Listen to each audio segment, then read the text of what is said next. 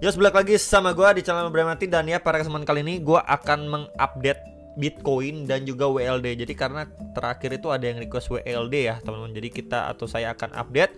Dan ya, per hari ini kita lihat Fear and Greed udah berada di level 25 lagi. Kemudian market sedikit rebound tipis-tipis gitu ya, terutama Bitcoin dan beberapa altcoin. Tapi ya overall dia cuma sideways, itu intinya teman-teman ya. Kemarin juga udah saya update untuk ING dan juga Bitcoin. Sebelumnya ada Bitcoin dan juga Cardano. Mungkin yang nanyain Cardano dan ING kemarin udah saya selipkan juga di akhir video.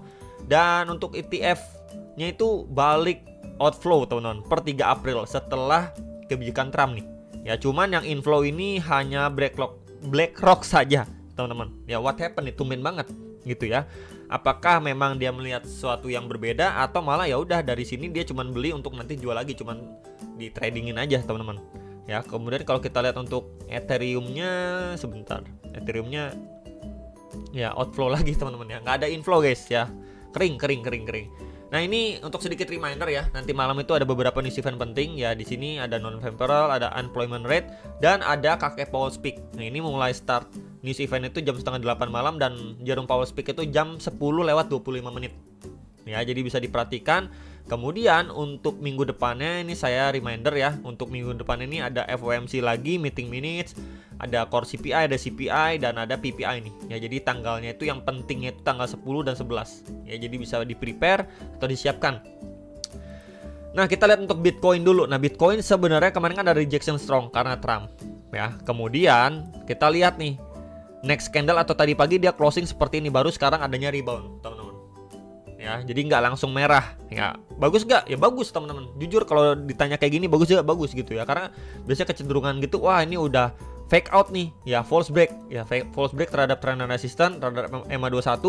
Bad news juga ya, kurang lebih kan expect dia drop lagi nih masuk ke dalam, tapi enggak gitu ya. Dia malah masih lanjut rebound menjelang Jerome Powell nanti malam speak gitu. Jadi ya sekali lagi berharap ya, balik lagi berharap ya teman-teman, karena kan kita nggak tahu apa yang akan diomongin Jerome Powell, apa yang akan dia bahas.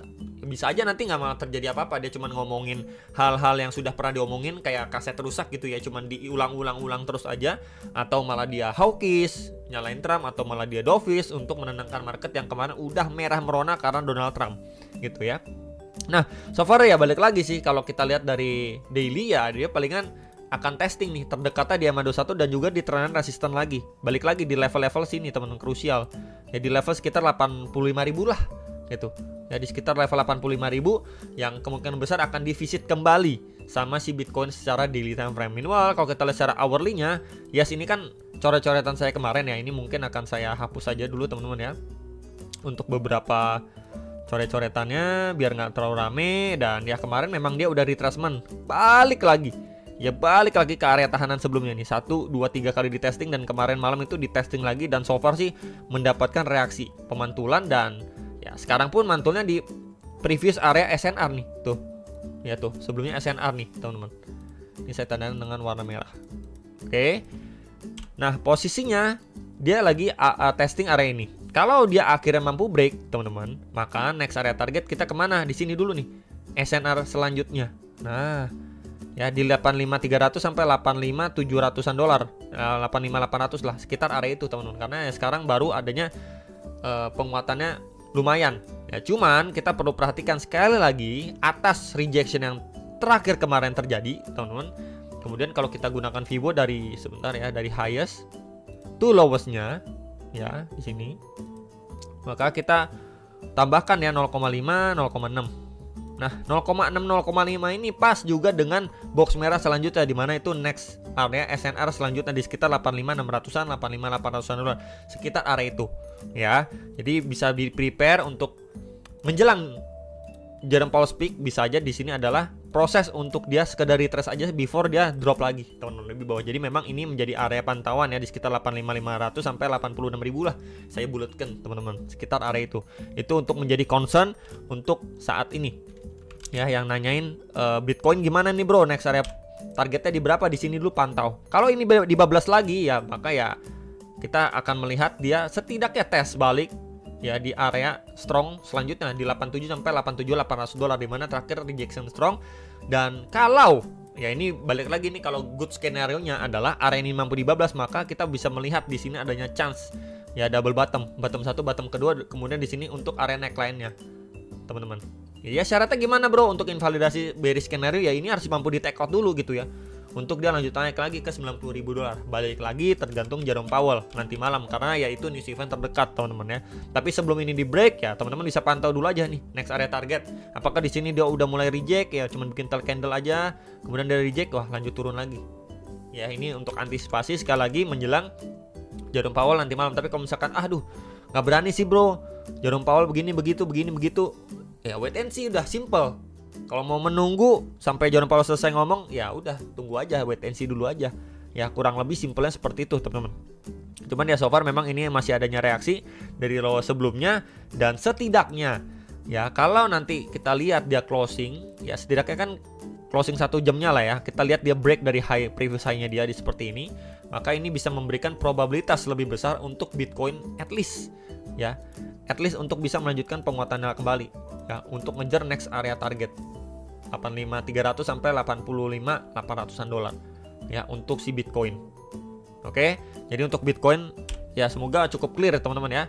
Kemudian untuk Bitcoin dominan, sebelum kita bahas WLD-nya, sebenarnya di sini tetap mengalami kenaikan, tapi ini udah 1 2 3 4 1 2 3 4 5 6 7 8. Sudah 8 candle dan ini korektif. Makin lama makin korektif, dan dia sempat bikin tail candle sampai 63% teman-teman. Ya jadi ya hopefully ini bisa menjadi turning back ya, untuk dia setidaknya retrace dulu lah, balik lagi nih ke area previous resistance strong di sekitar 62,28%. Nanti kita baru lihat lagi reaksinya seperti apa ya teman-teman menjelang Jerome Powell nanti malam. Ya karena ini udah terus-terusan merah, terus-terusan hijau, tapi ya bertahap hijaunya, nggak hijau yang kuat kayak gini nih, nggak hijau yang strong, tapi udah mulai bertahap teman-teman. Ya every time kita lihat dia mengalami penguatan yang bukan lumayan tapi udah korektif ya, kita bisa lihat kayak gini nih. Nih bagian atasnya udah korektif, disusul dengan dia koreksi teman-teman. Ya. Kemudian mana lagi, ini juga nih. Ya candlenya mulai tipis, akhirnya koreksi. Ya, ini juga naik tapi candlenya tipis, akhirnya koreksi.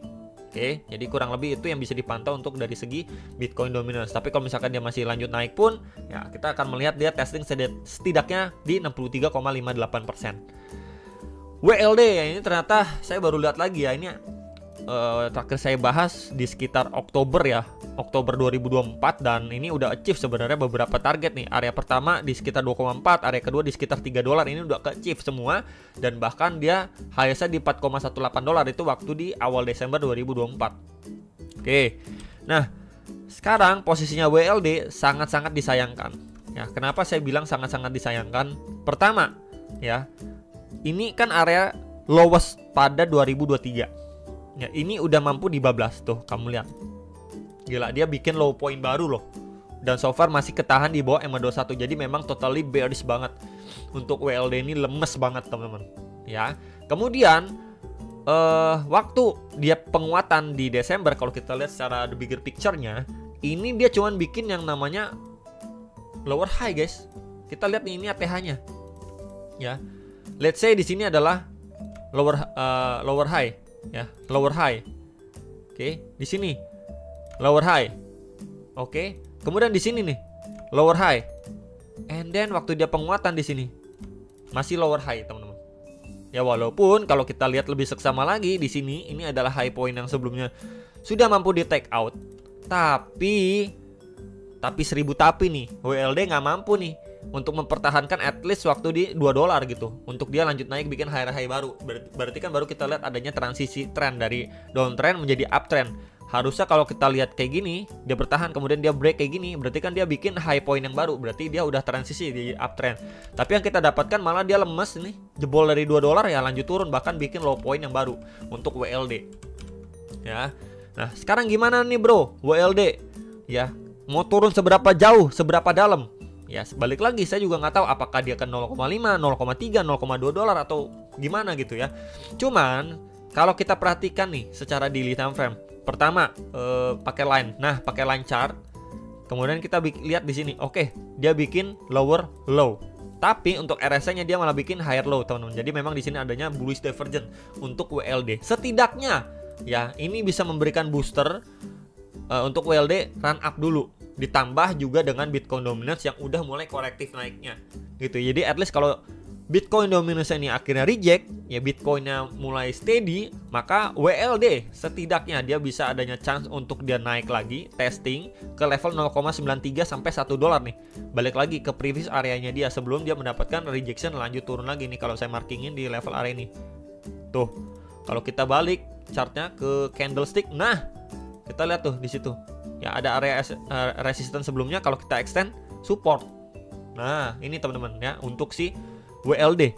Jadi sekali lagi bisa diperhatikan ya, untuk yang nanyain WLD setidaknya kalau dia dikasih naik dulu lah at least karena Jerome Powell dan lain sebagainya. Kita lihat juga dari secara teknikal ya, ini dulu aja deh target terdekatnya, nggak muluk-muluk. Kalau dari ini mampu di break, nah baru teman-teman kita bisa pantau nih. Ini ada area supply di sekitar 1,2 sampai 1,257 dolar. Ya ini bisa menjadi next area target WLD. Nah kalau misalkan yang nanyain gimana untuk proyeksi long termnya, ya balik lagi ya teman-teman ya, secara long term saya pribadi belum melakukan research lebih mendalam mengenai WLD ini, tapi untuk sekedar masukan aja atau another perspektif lah ya untuk teman-teman mau beli di WLD ini, kalian harus research projectnya apa, kemudian apakah ada pengembangan dari internalnya mereka, apakah ada marketing juga, apakah akan ada kerjasama yang besar di kemudian hari. Kalau itu semua ada, maka ya ini bisa menjadi salah satu pertimbangan altcoin teman-teman. Tapi kalau dari pengembangan internal project yang nggak ada, malah banyak kasus lah, atau belum ada plan untuk kerjasama, atau memang belum ada sama sekali kerjasama di at least di tahun ini gitu ya, yang akan dijalankan sama pihak-pihak besar ya, mungkin sama perusahaan-perusahaan besar lainnya untuk bisa mengundang investor masuk, wah itu berat gitu ya. Kalau yang nanyain apakah nanti WLD bakal balik ke 12 dolar dan sebagainya, ya balik lagi fundamentalnya gimana teman-teman. Ya palingan itu yang bisa saya update untuk WLD karena ya dia udah di bawah banget nih ya. Semoga bisa terbantu dan ya sampai jumpa untuk next video sampai teman-teman.